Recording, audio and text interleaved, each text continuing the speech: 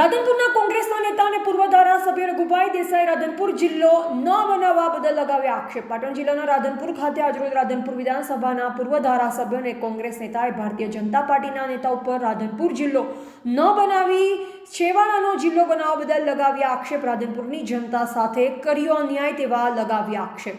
રાધનપુર જિલ્લો બનાવવો જોઈએ, રાધનપુરની અંદર તમામ જાતની સુવિધા હોય, જિલ્લાને લાયક રાધનપુર હોય, પરંતુ જિલ્લો ન બનાવાતા લગાવ્યા છે આક્ષેપ। રાધનપુર જિલ્લો બને એવી ઘણી ઈચ્છા હતો, પરંતુ જિલ્લો બન્યો નથી। શું કહેવા માંગો? રાધનપુર કાયમ માટે જિલ્લાના લાયક જ હતું।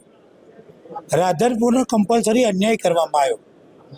અમારી માગણી હતી કે રાધનપુરનો જિલ્લો બનાવવામાં આવે। કેમ કે રાધનપુર એક તો નેશનલ હાઈવે સાથે જોડાયેલો હતો, રાધનપુરમાં રેલવે સ્ટેશન હતું, રાધનપુરમાં હોસ્પિટલની સારી સિવિલ હોસ્પિટલ બને એની વ્યવસ્થાઓ હતી, સબ જેલ હતી।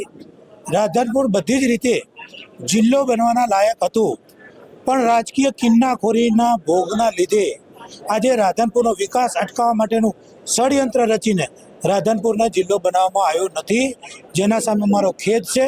રાધનપુરની પ્રજા સાથે, રાધનપુરના વિસ્તારના લોકો સાથે આ હળહળતો અન્યાય છે। અમારી લાયકાત હોવા છતાં છેક ભારત પાકિસ્તાનના અને રાજસ્થાનના બોર્ડરે આ થરાદ જિલ્લો બનાવવામાં આવ્યો અને રાધનપુરના હળહળતો અન્યાય કરવામાં આવ્યો છે। અને જેને આ અન્યાય કર્યો એ કોણ છે રાધનપુરની જનતા જાણે છે, અને ભવિષ્યમાં પણ રાધનપુરની જનતા એમને માફ નહીં કરે એનો મને પૂરો વિશ્વાસ છે। રાધનપુરને જિલ્લો નહીં બનાવીને ગુજરાતની સરકારે અને જેને રાધનપુરનો આજ સુધી લાભ લીધો એવા લોકોએ રાધનપુર સાથે અન્યાય કર્યો।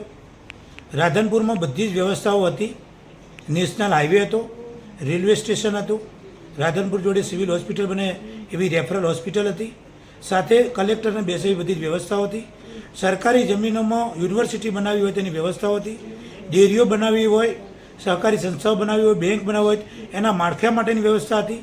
છતાં પણ આને ડિસ્ટ્રિક્ટ નહીં બનાવવાનું કારણ રાધનપુરના લોકોના સાથે હળહળતો અન્યાય અને રાધનપુરનો વિકાસ અટકાવવાનું ષડયંત્ર જેને રાધનપુરે મોટા બનાવ્યા એવા લોકોએ જ કર્યું।